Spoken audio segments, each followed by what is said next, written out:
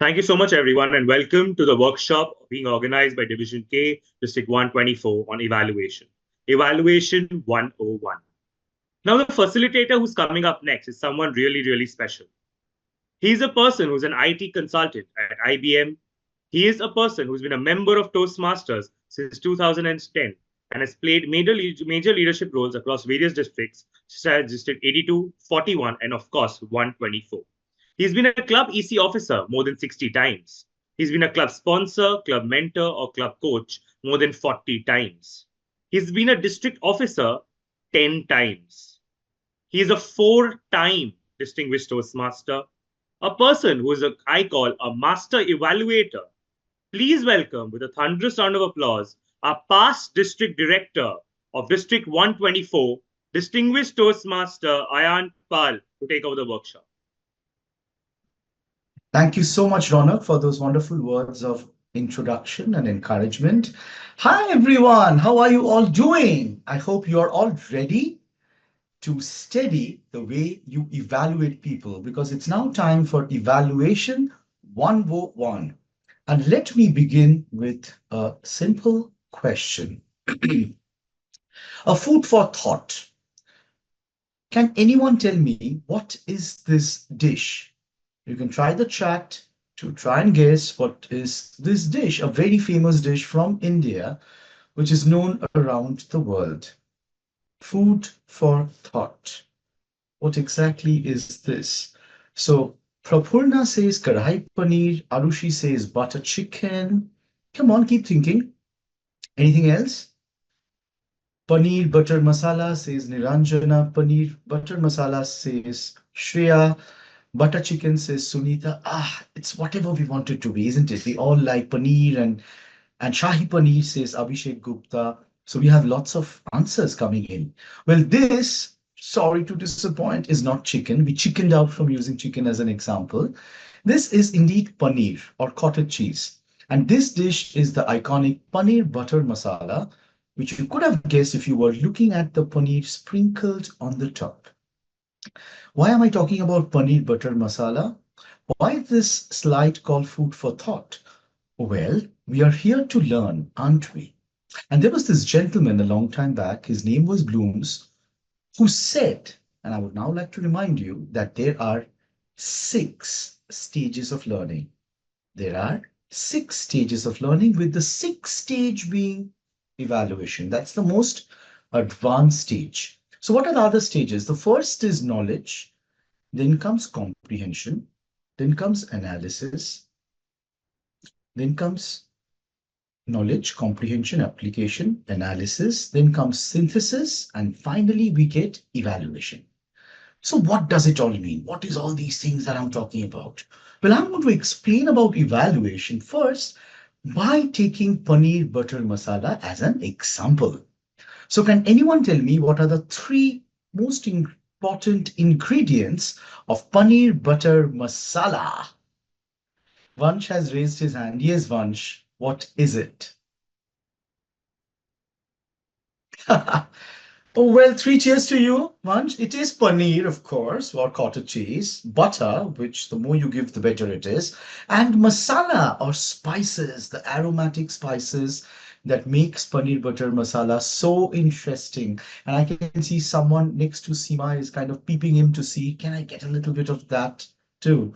So yes, paneer butter masala is very interesting. So the first level is knowledge. For example, you have knowledge of the recipe or the knowledge of the ingredients. You know, you need paneer, you need butter, and you need masala. The second is comprehension, which is when you understand what these mean, what are the intricacies. For example, when you're trying to cook, there is a difference between teaspoon and tablespoon. Does anyone know what is the difference between teaspoon and tablespoon?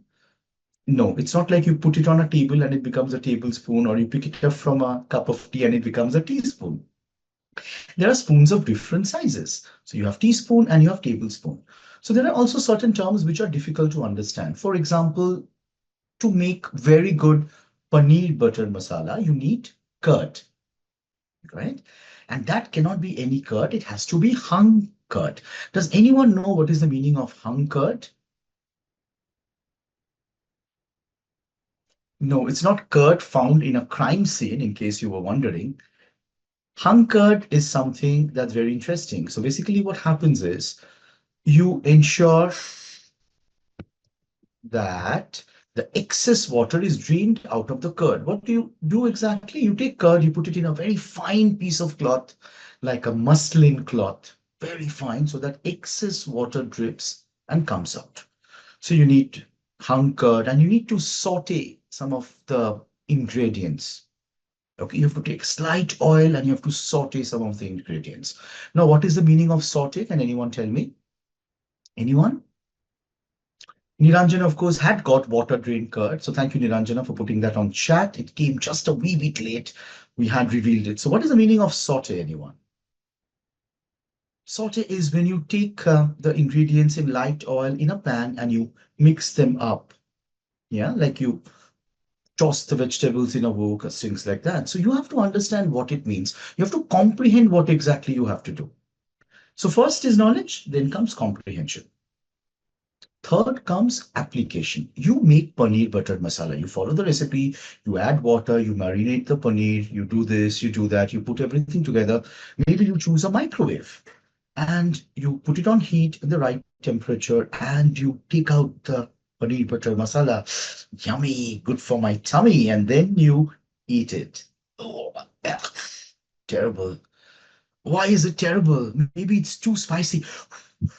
Oh my God, it's too spicy. Or maybe it's like too salty, or maybe it's like, it's not good enough. It's very light and doesn't have the right kind of spices. Maybe it's too watery. Maybe it's too hard. Maybe it's a little too soft. We don't know, right? So you have applied what you know. But then comes what? Remember what I told you? Knowledge, comprehension, application. Then comes analysis. You analyze everything. What did I do wrong? Did I use the right kind of oil? Should I have used mustard oil? No. Should you use olive oil? No. The best way to make it is probably using peanut oil or sunflower oil, right? So you have to decide what kind of oil. Maybe you do not like the kind of oil that was used. Or maybe you had not marinated it long enough, and so the paneer, the cottage cheese, is a little hard. Maybe you have put a little too much of curd, and so it's a little too sour. Or maybe the salt is not right. So knowledge, comprehension, application, and then comes analysis. You analyze what could have been done better. And then comes synthesis. So synthesis comes from the word synthesize. A way to synthesize is a synthesizer. So can you tell me, what does a synthesizer do?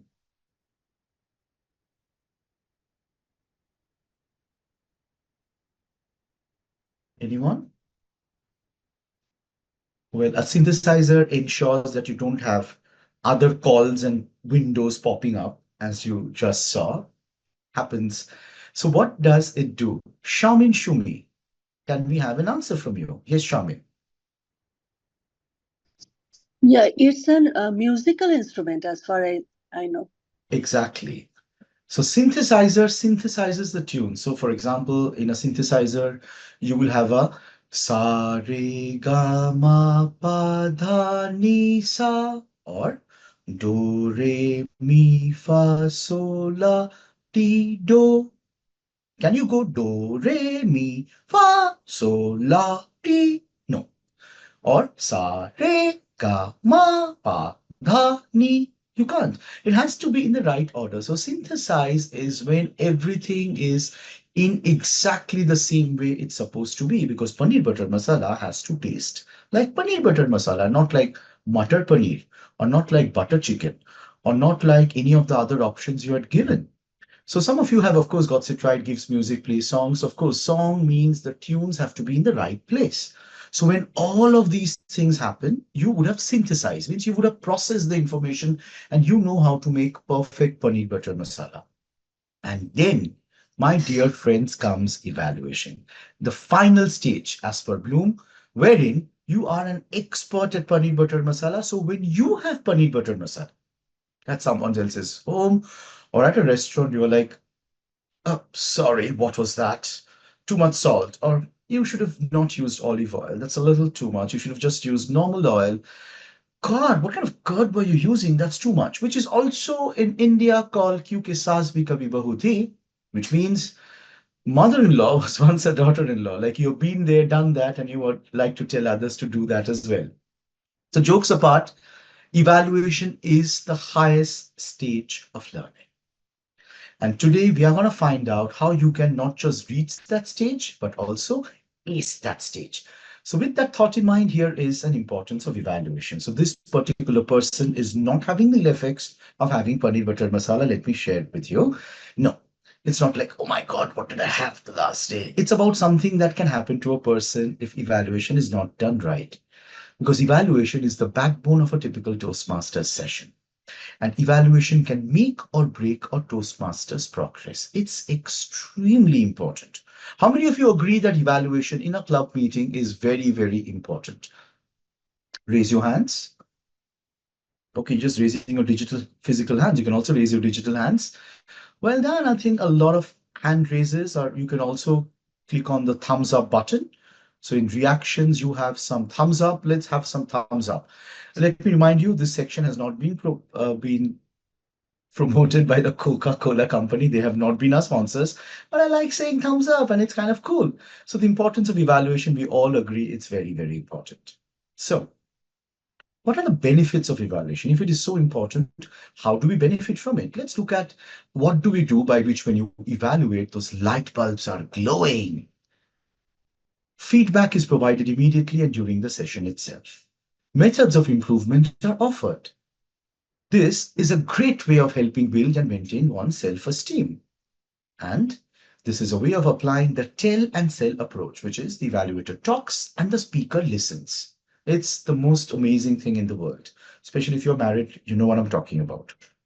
But jokes apart, benefits of evaluation are there for all of us, correct? Now let's find out whether you are ready to benefit from evaluation naturally or you have to do some work to become better at it. So it's now time to chat. Let's see, what do you enjoy the most about evaluation, about receiving an evaluation? When someone has evaluated you well, what do you feel? Something that hasn't been covered, maybe. Let's hear it from you. Something that makes you go like this, yay, I'm so happy. Like all these people in this picture. So what is it? Let's have it in the chat section. I'm going to give you some seconds to think about it, and I'm expecting some answers. So what do you enjoy most about evaluation? Anyone? I can see people typing long answers, and we have the first one. I take evaluations positively and try to improve myself in the next speech, says Shreya. The scope of improvement, says Vansh. Kostov says feedback. Yes, breakfast for champions. Sohail says commendations. Ronak says receiving feedback. Sharmin says scope of upgrade. Sunita Rathore says recognition of my strengths, areas of improvement. Kritika says get to know how I can improve myself. Bravo. Get to know what I didn't do beforehand, but gives me an exciting angle to approach. For a new approach, says Arushi. Well done indeed. So lots of you have lots of wonderful ideas about what you enjoy about evaluation. And like a member from District 58, 117 and 37 tells us, Linda, that's Linda, right? Learning what people see that I don't. Absolutely amazing. Orko says, the recommendations offered so that I can improve myself in the next speech. Wonderful. So we all agree and we all know that this is important. So let's get going. Let's find out how good we are ready and naturally inclined towards evaluation. I want you all to imagine. All right, what are we going to imagine? Imagine it's a sweltering summer afternoon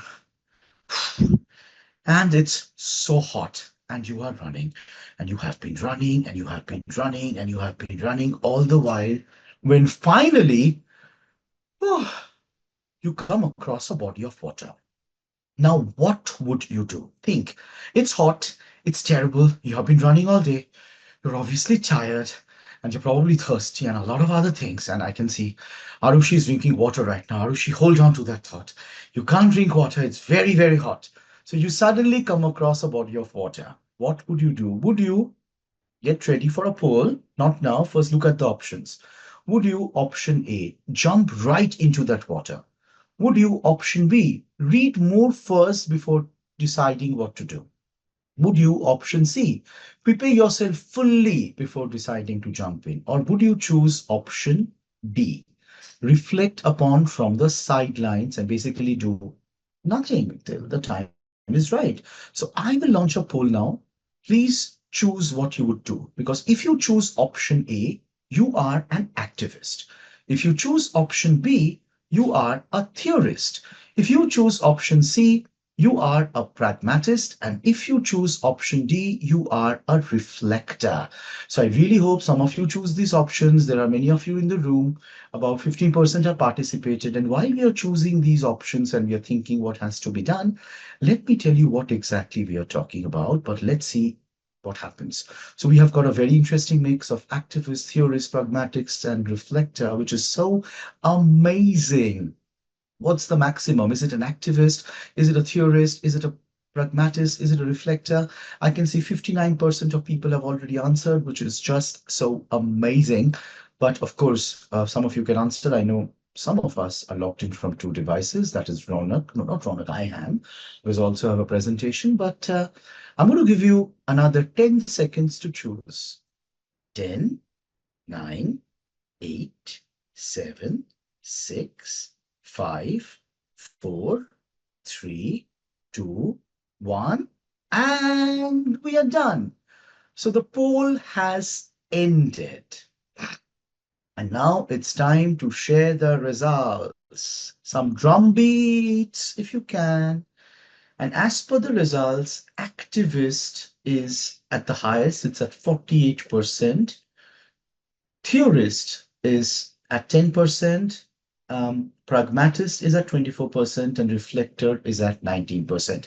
Give yourselves a round of applause, everyone. Well done, well done. We have a lot of activists in the room, but what exactly are we talking about? So what we talked about right now was something that was created. These terms were created by Honey and Mumford, psychologists in the 1990s, early 1990s. And this, ladies and gentlemen, is how we learn as adults. These are known as adult learning theories. So an adult usually responds to learning in either of the following ways. Now, why am I telling you about this? So in case you don't know, an evaluator is someone who usually likes to reflect upon. So if you are option 4, reflector, you're already ready and you have the right kind of qualities to be an amazing evaluator.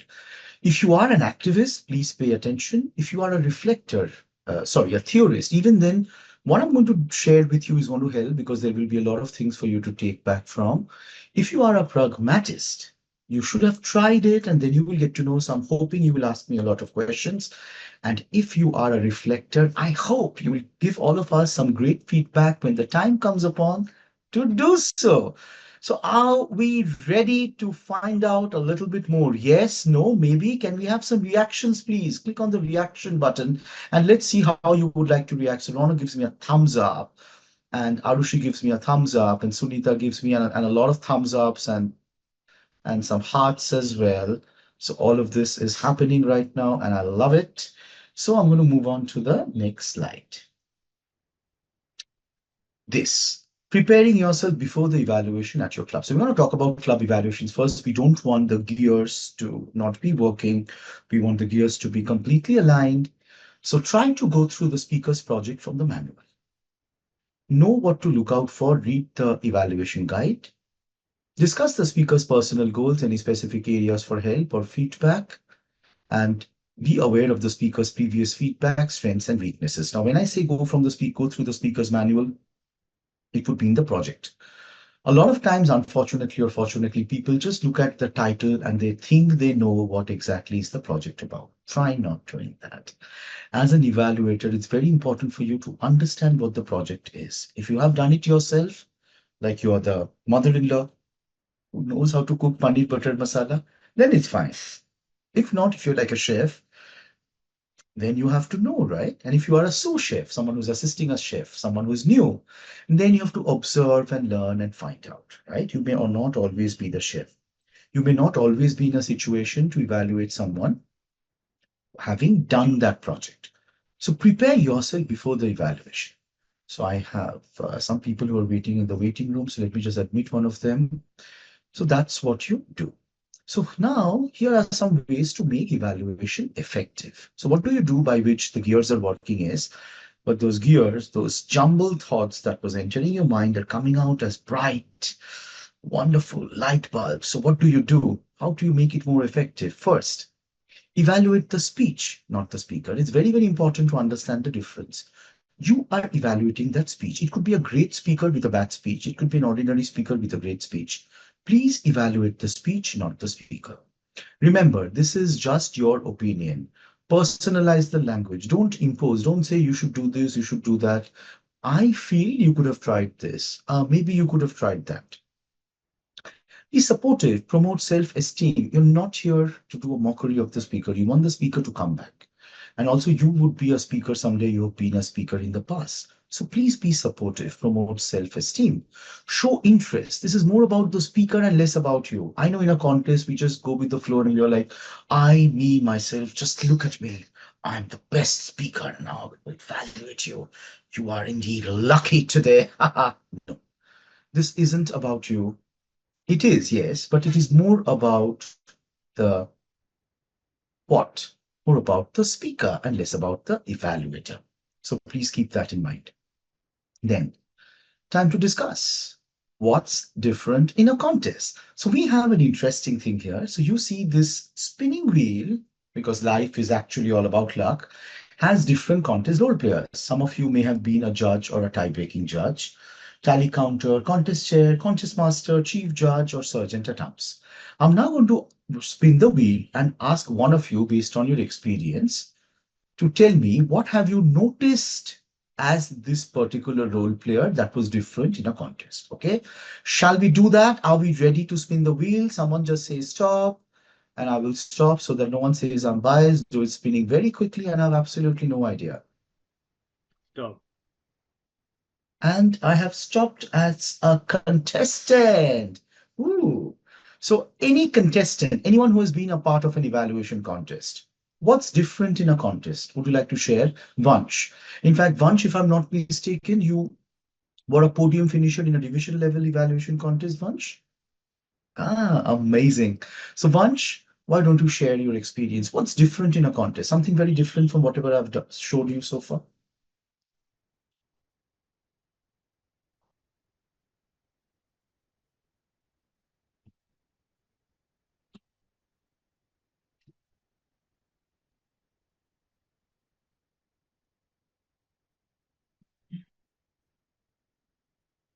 Okay, very interesting. It's a different and a good experience. Okay, I'm going to try this again. Shall we? Let's see if anything else comes up. All right, once again, and now once you will say stop.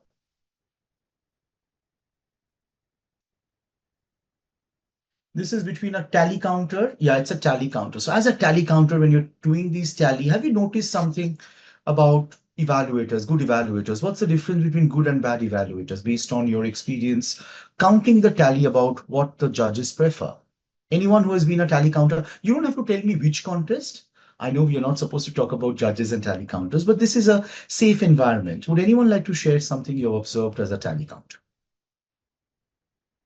How are things different in a contest? Ronak has raised his hand. Yes, Ronak, please share it with us. So, as a tally counter, notice that obviously to hide who are the judges in a contest, we also have people, we volunteer people and ask them to judge who are not the people actually judging the contest, but we disguise the actual judges. So, as a Right, tally but counter, Ronak, I'm sorry, I'm just going to ask you for one moment to pause. So you're describing about the role of a tally counter. So I'm yes, saying sir. from a perspective of an evaluation contest. So how do you notice? Have you noticed something as a tally counter in an evaluation contest that, maybe there are certain qualities that makes a contestant rank higher, or certain qualities by which you might have noticed this contestant was not at all placed in the judges' ballot? Anything, have you noticed a pattern, Ronak? I'm not sure, sir. Okay, so Ronak has not yet noticed a pattern. Would anyone else who has maybe been a judge or a chief judge like to try? Is there a pattern in terms of a contest? What's different in a contest? You can take any other role as well. Yes, Ronak, try it again.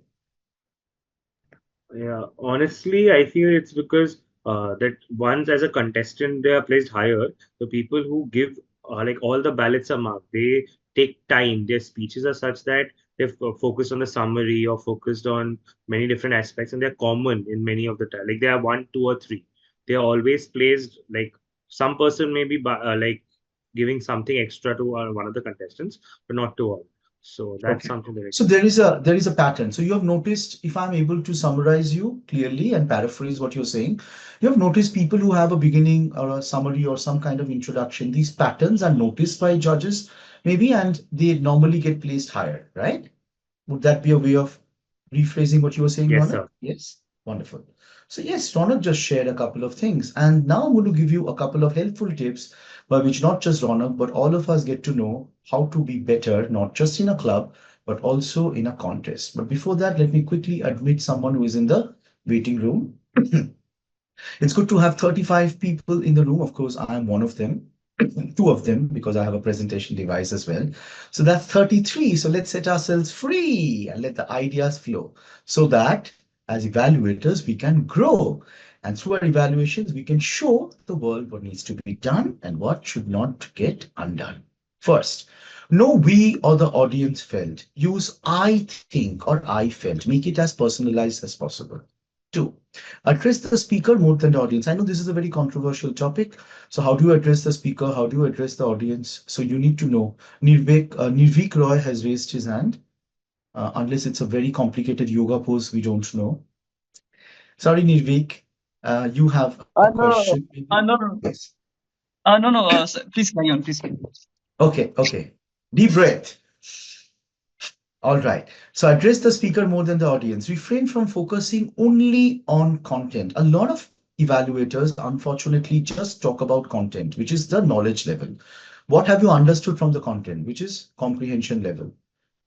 Application. Have you applied anything? Apply that and tell us what you got to know. Analysis, right? The next stage come analysis, where all these three things happen and you progress to the next stage. Synthesize. Was everything in order? Did you notice some kind of symmetry?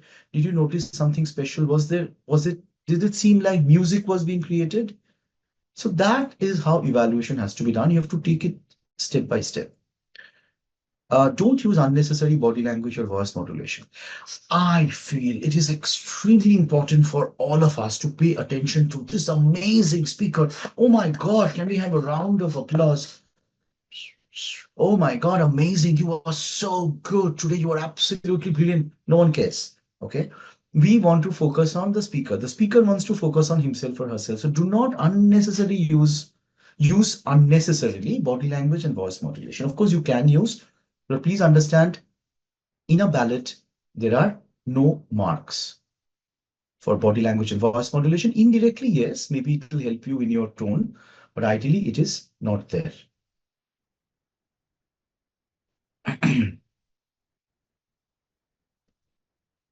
So now for some more tips, listen carefully and watch closely. We have a pair of ears and a pair of eyes so that we can listen for need and envision the future. So please watch carefully what is going on. For example, if I watch carefully, I can see that Sohail is paying attention. Once Vansh's screen suddenly color has changed. And I also see that someone is asking a question. So I think Prapurna is asking a question on chat. So you see, by listening and paying attention, I could get to know so many different things. Okay. I can see Arushi is nodding her head, looking at something, smiling a little. So I can get to see all of these things because I'm trying to pay attention. So now I'm going to take Prapurna's question. How do we need to address the speaker in second person or third person? The best way, if you can remember, is by taking the person's name. Okay. So for example, if Ronak was the speaker. So ladies and gentlemen, today Ronak asked a very interesting question. Ronak asked, rather, he did not ask a question, he answered a question. So Ronak had to say that he has not seen a pattern. So Ronak, you said that you have not seen a pattern, which is very true. It's very, very important to be honest and tell us what it is. And sometimes if you don't know, it's very good to say, I don't know, sir, even though I have not been knighted yet. I have not received any such proposal from King Charles, even though he knows me and I know him. But this is one way of saying it. I can also say, today the speaker said blah de blah, blah de blah, blah de blah. Who cares? Did you not see that today someone says blah, blah, blah? Today one person in the room says A, B, C, X, Y, Z. So which is better? So Prapurna, the first one, when I'm talking about the person in first person, or I feel, Ronak felt, and I'm taking his name, is the best. If you do not know the name, it's a difficult name. Say the demo speaker or the speaker today. Okay? Or the test speaker or whatever. So use terms like that. But usually in a meeting, take the person's name. We are putting in so much effort and everyone has a name and we love using names. So listen carefully, watch closely. Don't point out inadequacies just for the sake of it. Please add value. Don't say things just for the sake of it. Sometimes when people find nothing to say about my speech, they talk about the background. Oh, the background, you are not in the center of the screen. You are a little towards in the side or something like that. How does it matter? Unless the screen has something, it doesn't matter. So look at the background. Or sometimes people would say that I felt you should have not delivered the speech sitting, you should have delivered the speech standing. Or sometimes if someone uses a background, they'll say, I wish you did not have a background because when you were moving your hands were disappearing. Or some people say, I wish you had used a background because the background that we saw was not very good. So if it really is taking away from the speech, say it. Otherwise, just for the sake of adding points, don't. Point out only areas that the speaker has the power to change. I still remember once I asked for feedback after a workshop of mine, and I said, is there something I could have done better? And this person thought a lot and then said that, I feel the color of your walls was not appropriate. And they're not looking good. You should have had the walls in a different color. And this was in the middle of the COVID-19 pandemic. Now, please tell me, am I going to just go and based on feedback, change the color of my walls? Repaint my walls? No, right? And Ronak is like, ha, ha, ha, right. That's what I said. But of course, I spoke to him and I mentored him and he did reach the district finals, but obviously didn't win. And no, I don't think he gave such inputs to people at the district finals. But as I said, point out only areas that the speaker has the power to change. Next, be specific and watch your words. Be very specific. Talk about what needs to be done specifically. What is the example of generic versus specific?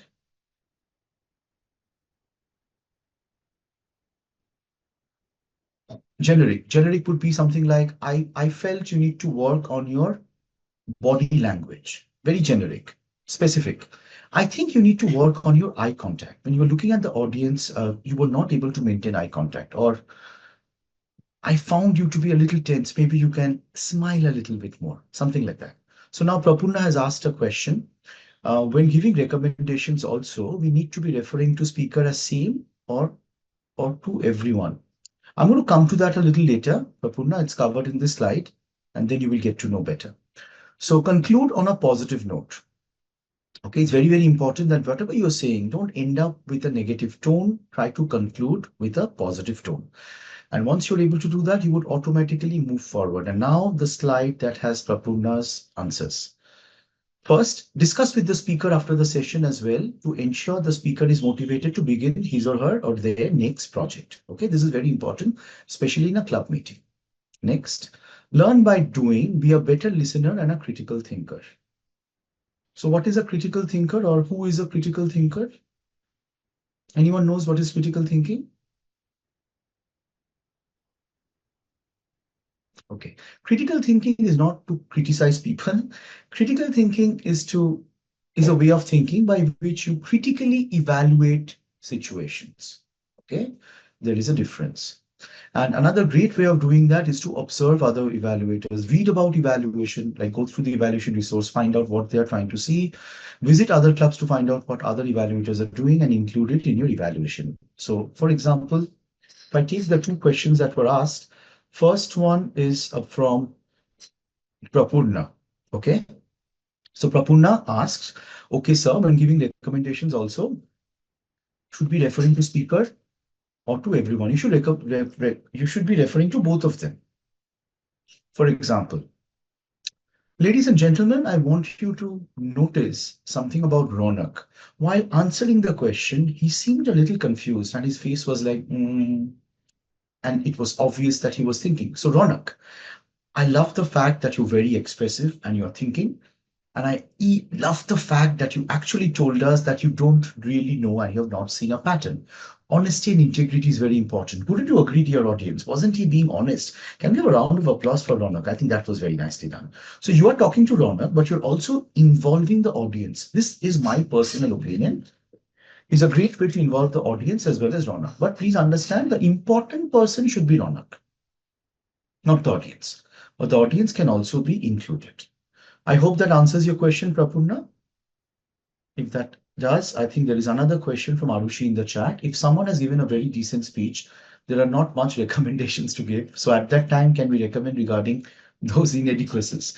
Well, even then you shouldn't, Arushi. You should only recommend that which is where you will be able to add value. And I'm going to tell you how to do that as we open the question and answer session. So I'm going to come back to you a little later because I do have something planned that I think will be able to help you. But that stems from this. This is Dr. Ralph C. Smedley, the founder of Toastmasters International. And he said, and I quote, "We learn in moments of enjoyment." Would you not agree? Correct? Now, please understand, what is evaluation? Is the sixth stage of learning. So if you do not enjoy the 5 stages, can you make it interesting for someone else? If you do not enjoy cooking, can you ever make good paneer butter masala? Maybe, maybe not. But the point is, you have to enjoy. It should be like you're interested. Like if you are a food tester and you've gone to I don't know how many of you have seen this movie, Ratatouille. It's a beautiful film. It's based on a French story. It's about a rat which wants to be a chef. And there is this food tester which comes and, the rat gives him a bowl of soup that immediately transports that person to their childhood memories and to the village. Okay. So all of that becomes very important. So please remember, we learn in moments of enjoyment. So you have to make it enjoyable for yourself as well as the speaker whom you're evaluating or the test speaker who you're evaluating in a contest. So that is very, very important. And so last but not the least, I would now like to thank all of you for being a part of the session so far. We have spent 100 years when we began evaluating people for the first time. And the first speech that was delivered in Toastmasters, do you know what the first speech was? And initially when speeches were delivered, Dr. Ralph C. Smedley would actually have handwritten notes to them. So the first speech that was delivered was about, if I'm not mistaken, a hen and an egg. That was the topic, the hen and the egg. Amlan knows it. Yes, well done. I asked it in a quiz a few days back as a quiz to celebrate 100 meetings of a club, and Amlan was asked that question or not, I don't remember, but thank you for reminding us, Amlan. So yes, it was the story of the hen and egg, and I would like to tell you that a lot of times when it comes to evaluation, people have different opinions. Which came first, the hen or the egg? Which is most important, the speech or the evaluation? I think both are equally important. Both are equally important, and you need to ensure that you have both. There can be no speech without evaluation, and there can be no evaluation if there is no speech in the first place. Let's not wait another 100 days. Let's get started right away, as soon as we can, to put to practice everything we have learned today.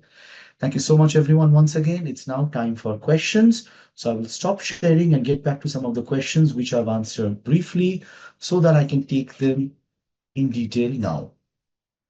Sarushi says, apologies. I think she has to leave. No problem. Thank you so much. We will have the recording shared with all of you.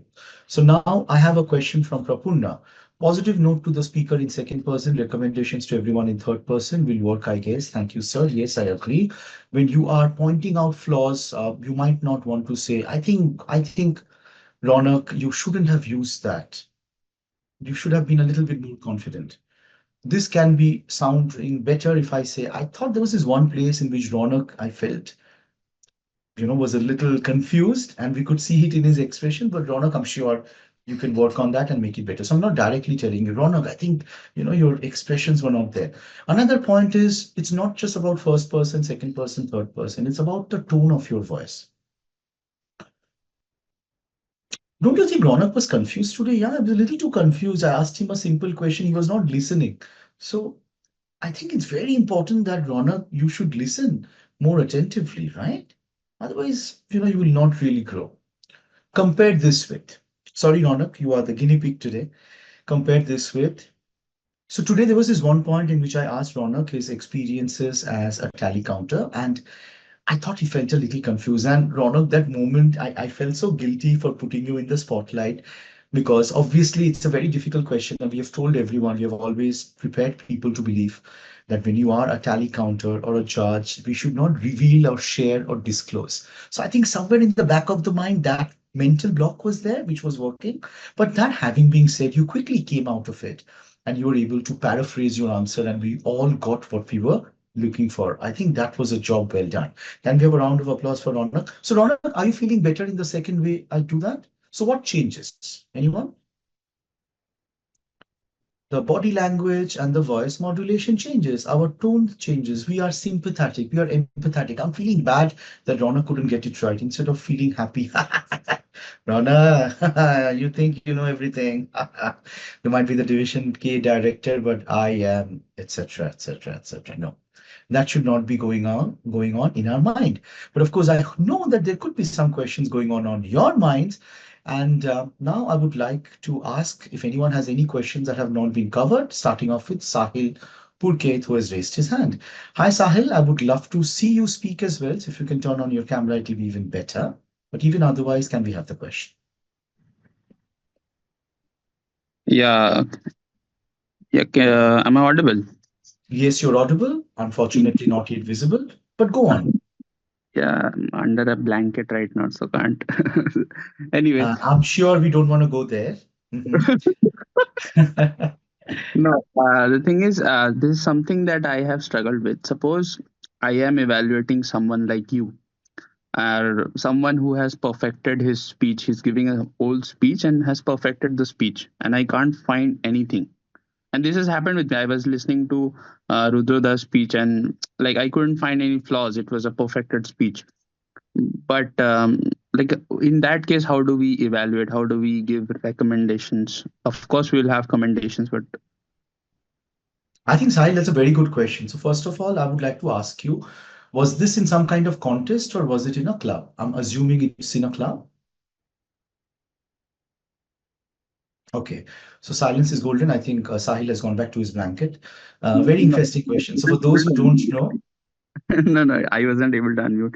No, it was a club it was in a meeting. club. Okay, very good. Yeah. So Sahil, my recommendation to you is, of course, you have to look out for the little things that might have gone off. But the best place to do that is by going through the project. It's very important that you evaluate not just the speech, but also the project. So it might be the most beautiful speech, but is it aligned to the project? Like I can deliver a very good speech, but maybe it has not met the project objectives. So when we go through the project, not just the evaluation resource, but the actual project, and you should try to ask the speakers to share that with you, if possible, you will get to know what the project is about. So for example, I recently delivered a speech about a mentoring project, the advanced mentoring project. Okay. The project clearly says I should talk about the mentoring experience. And I delivered a very interesting speech, and a lot of people loved it. And I was the best speaker. But I was given some inputs which others wouldn't have guessed. And one of the inputs that was received was the knowledge part. So there were certain things I said which were not in order. So I was actually, my speech was about a division director whom I had mentored. And there were three area directors I referred to, but I had got the areas wrong. I had got area 1, area 2, area 3 jumbled. And you are an area director. So first is notice if something is wrong. Number 2 is notice if the project objective is met. So even though my speech was a very good speech as per the audience, because they voted me best speaker, as per the project objective, I then realized, and the evaluator reminded me, that it could have been better and would have met the objectives if I had said in the very beginning who was the speaker. Because I had gone to that speakers club specifically to make it relevant, but I hadn't realized that all the members in that club did not know the speaker. Some of them were new members. So some members understood, some members did not understand, but they all enjoyed the speech towards the end. So what you have to do is, maybe the speech is excellent, maybe even the project objectives have been met, but maybe there was something in the project which could have been better, which was not met or could have been met. And that will give you a clue. But no matter what happens, Sahil, do not say things just for the sake of it. Like, I think, Rudruda, your speech was very good, but I thought you should have not buttoned your shirt. You should have kept one button open. And this has happened to me. For one of my TED Talks, which is on the TED channel. In the TED channel, it's compared to a talk with Shashi Tharoor and Harsha Bhogle and Nandan Linekani. So one person who is a very distinguished Toastmaster said this, that he felt, now look at what I'm doing, he felt that I had unbuttoned too much, that I should have buttoned myself more. I have no idea how I can do that in the future, button myself better, but he felt that I should have not kept X number of buttons empty, which thank God no one else told me. And I was like, okay, can I go back and deliver that speech again? No. So only give feedback that can be incorporated. Now, obviously, I will be wearing something else in my next TED. And I have been on the TED platform various times, but is it something I could have done anything about? Is it a helpful recommendation? No. So don't give feedback just for the sake of giving feedback. That is not going to help. Please add value to the person. Okay. And if you cannot do that, just say, I think it was a great speech and I did not find anything to be improved upon. However, I love the way you're doing this project and I look forward to hearing more. Now, I see that another question has come in the chat. I believe Darshana has asked, should we use examples from the speech for each point we state? Darshana, the answer is yes and no. Don't keep it just to the content, as I mentioned. So don't say, when Ronak said this, Ronak said that. To set context, mention, like, if you say when facial expressions were confusing. So when Ronak was talking about blah, blah, blah, I felt you should have had a little bit more eye contact. So there you can give the example to make it more specific and for us to understand how we can do things in a better way. Otherwise, you don't need to talk about the content again and again. Your evaluation is not a paraphrasing of the content, because if you do that, you are at the knowledge level. I don't know if you've understood, whether you have comprehended. So have you reached the comprehension level?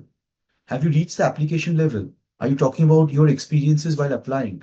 So I understood, Ronak, what happened. It has happened to me as well. So sometimes when I'm asked a question suddenly, and I know a lot of people are watching me, I get tensed or I get nervous. And I thought you got a little nervous. So I am relating it to something I have done: knowledge, comprehension, application, analysis. And I think, Ronak, that happened because you were multitasking and you saw the role player, but you did not understand that it was not about the experience of a role player in a contest, but that what the role player had noticed in an evaluation. So I think that is where you might have got confused, which can happen to any of us. So this is another level: knowledge, comprehension, application, analysis, synthesis. I'm synthesizing everything. So are you understanding the difference, people? So you cannot keep it at the knowledge or the content level. You have to go a little bit more. What have you understood from there? How can you make things better? And if you do that, I'm sure the speaker would find more value in what you are saying and will take back more than what he or she intended to. Does anyone have any other questions? I hope that answers your question, Darshana. I hope so, because she's using the chat. Yes, thank you, says Darshana. Thank you so much. And I see Vansh has raised his hand. Yes, Vansh, what would be your question, please?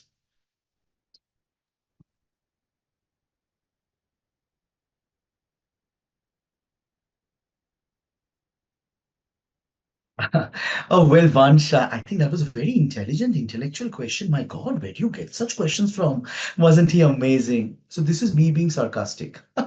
Vansh, I think that was cool, okay? You asked a very good question about adding humor, and I was just like looking at you, smiling away. And I was like, this guy is doing well. That's another way of saying it. Humor me, please. Which one would you like to be used on you? Would you like the evaluator to be sarcastic and tear you to shreds? Or so the question is, would you like the evaluator to laugh at you or laugh with you? Think, laugh at you or laugh with you, right? The second thing. So while a lot of people can use humor very effectively, humor is a double-edged sword. It may or may not work. If you can use it well in a way that is not derogatory, to the speaker. As a general evaluator, you can, but otherwise it can get a little difficult. Okay. For example, Sahil. Sahil's background, I think, reflects the place he's from. I think there is a lot of red, and there are a lot of people who believe in communism, from where Sahil Purkhet comes from. And I think we are all communists somewhere or the other. We all care about the well-being of people. So now Sahil is laughing, smiling. So I know that he has enjoyed the joke. But well, Sahil, I have to tell you, what an amazing background, huh? Bright red. Are you thinking about Valentine's Day? Missing a Valentine? You were just now under a blanket. My God, what is going on? And now look at Sahil's reaction. He's like, what's going on? What am I doing? So you see, you have to be very careful about how to use humor. Is it helping the person overcome something?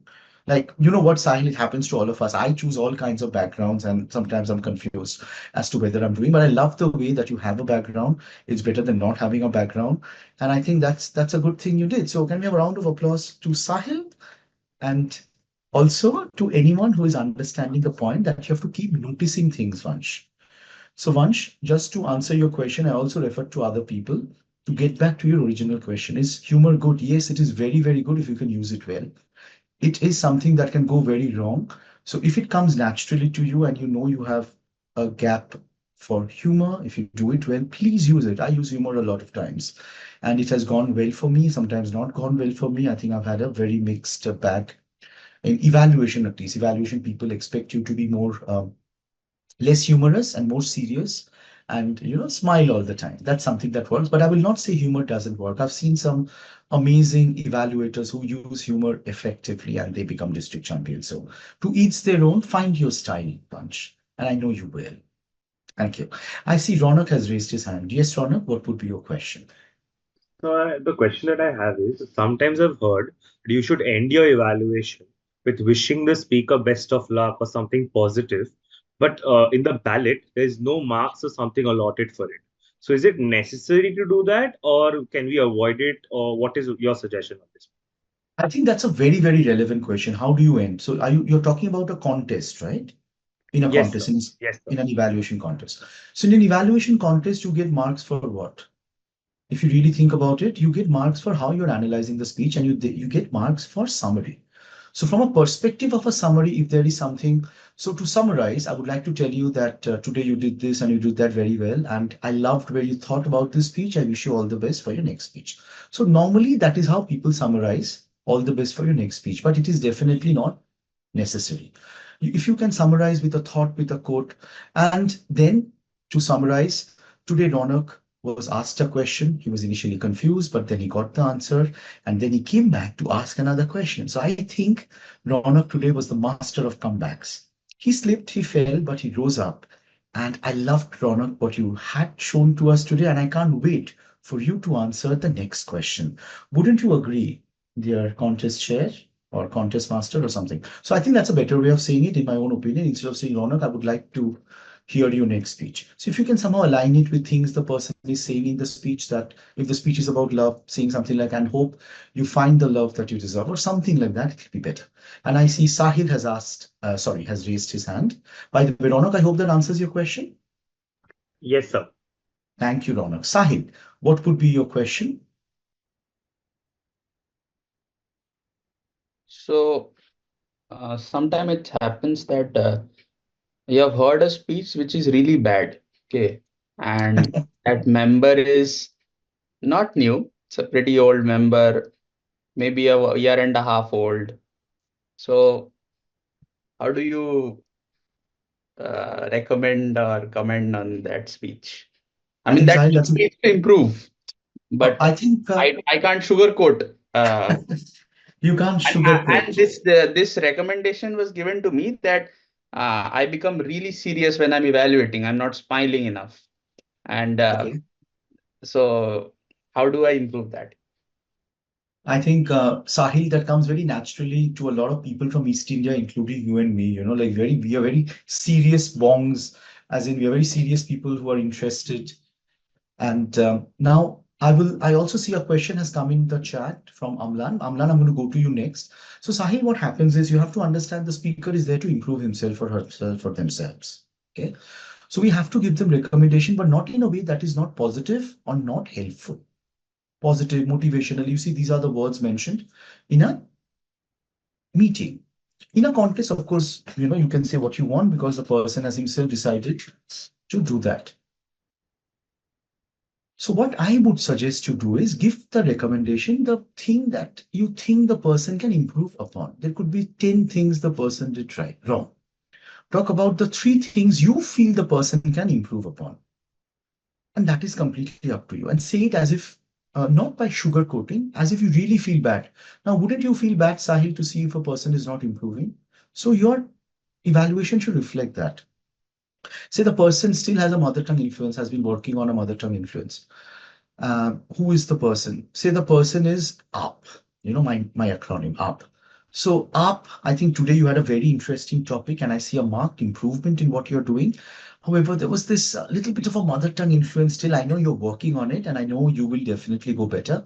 But I think if we can work with you, mentor a little bit more, and I'm sure we all agree that we can work on our diction as well. That having been said, I love the way you're connected to your roots. And when you speak, that scent of the earth is there. So congratulations on staying in touch. But sometimes to make your speech go international, and I see some people are nodding their heads, we have to work on our accent and mother tongue influence as well. And I hope you can do that the next time. So Sahil, I am talking about a mother tongue influence, but in a way by which I'm being very nice about it. I'm not telling you don't have mother tongue influence, but in a way by which it is still helpful to the person. So it's all about the tone, how you use your tone. And talking of tone, by the way, I hope that answers your question to an extent. Of course, if there is an exact reason, I would know. But thank you so much for raising your hands. And now Amlan has these 2 very interesting things. There are a few general evaluators who restrict the number of recommendations and commendations to 3 each. What's your take on that? Now, what happens is for general evaluation, there is a time they're trying to maintain, right? And every general evaluator comes up with their own style. Our general evaluator, usually Amlan, adds additional points. So as a speech evaluator, you anyways get 2 to 3 points. A general evaluator doesn't have any restricted points. So as a general evaluator, you don't have to evaluate everything. I personally feel to be an effective general evaluator has missed from the project or something that was really there in the speech and you think the evaluator didn't notice it and you should notice it. You should fill in the gaps instead of again repeating everything that was said.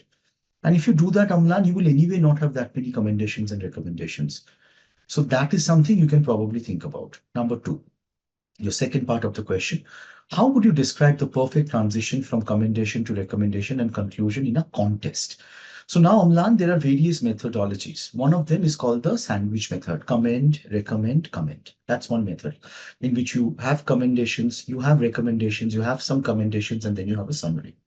Another technique which I think works better is get all the commendations together because it's easier for the judges to see.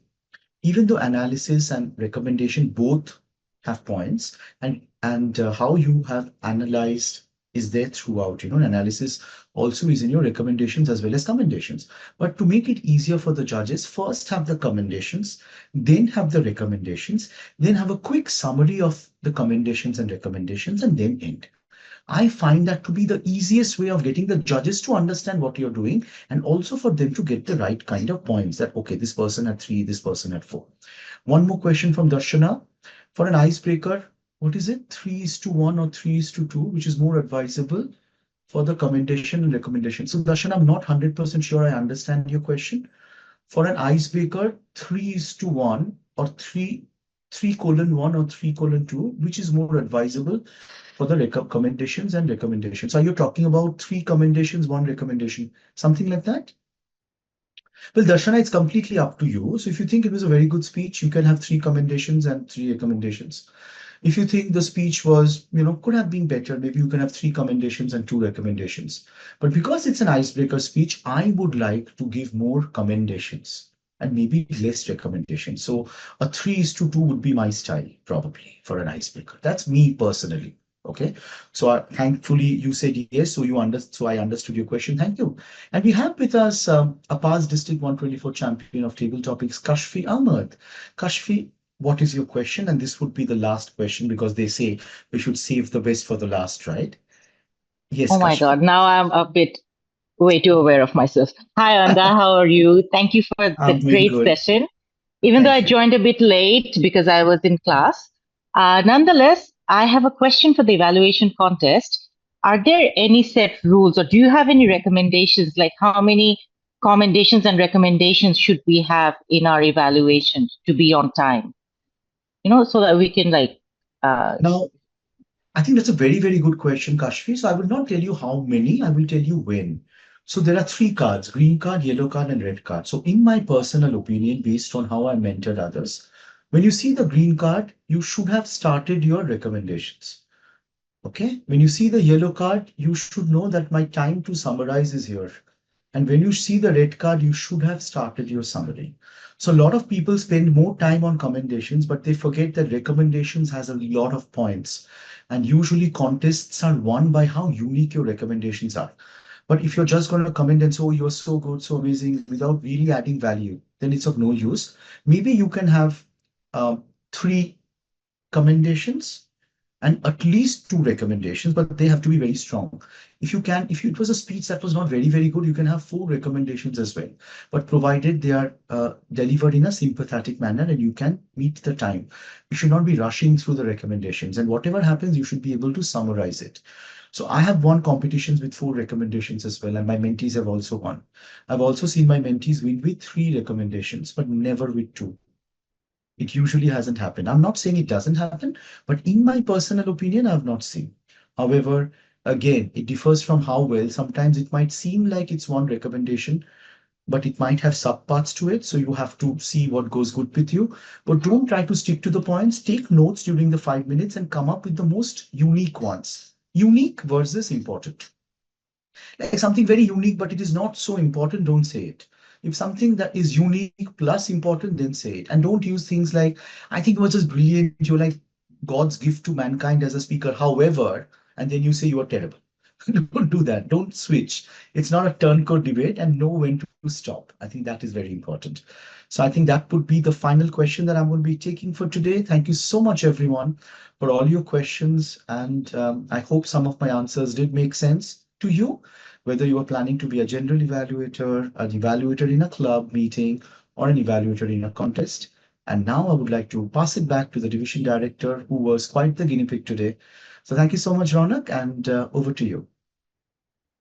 Thank you so much, Distinguished Toastmaster Ayan Pal, for that wonderful workshop. I hope you keep taking such workshops and we have a great journey ahead in Division K.